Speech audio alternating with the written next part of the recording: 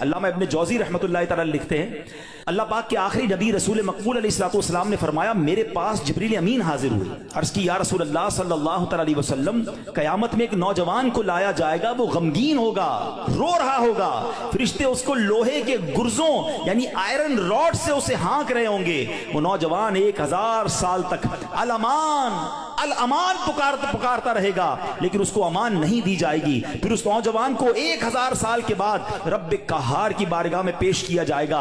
अल्लाह पाक फरिश्तों को हुक्म देगा कि इसे मुंह के बल जहन्नम में डाल दो। जिब्रील अमीन का बयान सुनकर रसूल अकरम सल्लल्लाहु अलैहि वसल्लम ने फरमाया, ए जिब्रील, ये कौन होगा? अर्ज़ किया, हुजूर, वो आपका एक उम्मती होगा। फरमाया, उसका गुनाह क्या होगा? अर्ज़ की, या रसूल अल्लाह सल्लल्लाहु अलैहि वसल्लम, ये वो बदनसीब है जिसकी जिंदगी में रमज़ानुल मुबारक तो तशरीफ लाया, मगर तौबा और इस्तग़फ़ार की बजाय माह रमज़ान को उसने गुनाहों में गुजार दिया।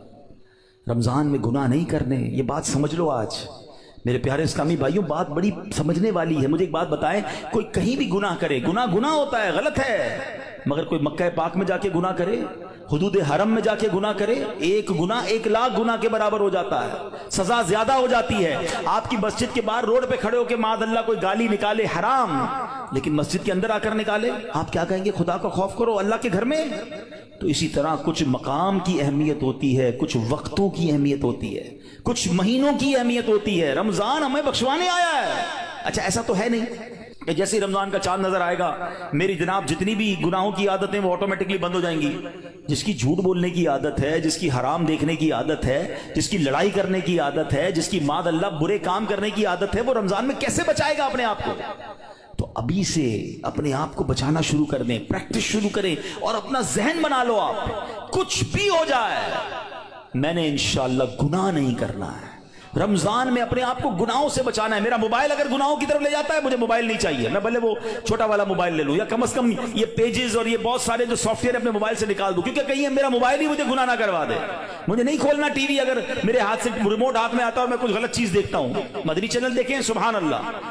हर उस दोस्ती से, हर उस कंपनी से, हर उस सोबत से मुझे बचना है कि जहां बैठता हूं तो गीबतें होती हैं, जहां बैठता हूं तो जनाब गुनाह होते हैं। मुझे नहीं जाना भाई, एक गुनाह और 1 साल के अमाल बर्बाद। पता चला लोग रमजान में नेकियां करके बख्शिश पा रहे हो और मैं अपनी बुरी आदतों की वजह से मार खाऊं। ये बहुत सख्त अजाब है। देखिए, आपने सुना ना कि 1000 साल तक वो अलमान पुकारता रहेगा, मगर उससे उसकी पुकार नहीं सुनी जाएगी। खुदारा, ये महीने में कदर करनी है। ये महीना मेरी और आपकी बख्शिश के लिए आया है। ये हमारे अमाल नामे को बहुत ज्यादा इंशाअल्लाह इंप्रूव करने के लिए आया है। अल्लाह करे कि हम इस महीने के बारे में सोचें। एक और अंदाज मेरे आका का क्या था, बीबी आयशा सिद्दीका रज़ी अल्लाह तआला अन्हा फरमाती हैं, जब रमजान का महीना तशरीफ लाता तो प्यारे आका अलैहिस्सलाम इबादत पर कमर बांध लिया करते हैं। नबी पाक इबादत तो वैसे भी बड़ी फरमाया करते थे, मगर रमजान में स्पेशल मेरे आका अलैहिस्सलाम और ज्यादा इबादत करते, नवाफिल बढ़ा देते, जिक्र अस्कार बढ़ा देते, दुआएं बढ़ा देते। तो हमें भी रमजान में प्लान करना है कि मैंने इंशाल्लाह तिलावत कुरान करनी है, मैंने रमजान में इतने नवाफिल पढ़ने हैं, मैंने इंशाल्लाह इतने दुरूद पढ़ने हैं। आप फजूल कामों से बचने लग जाएं, आपकी वैसे ही टाइम में बड़ी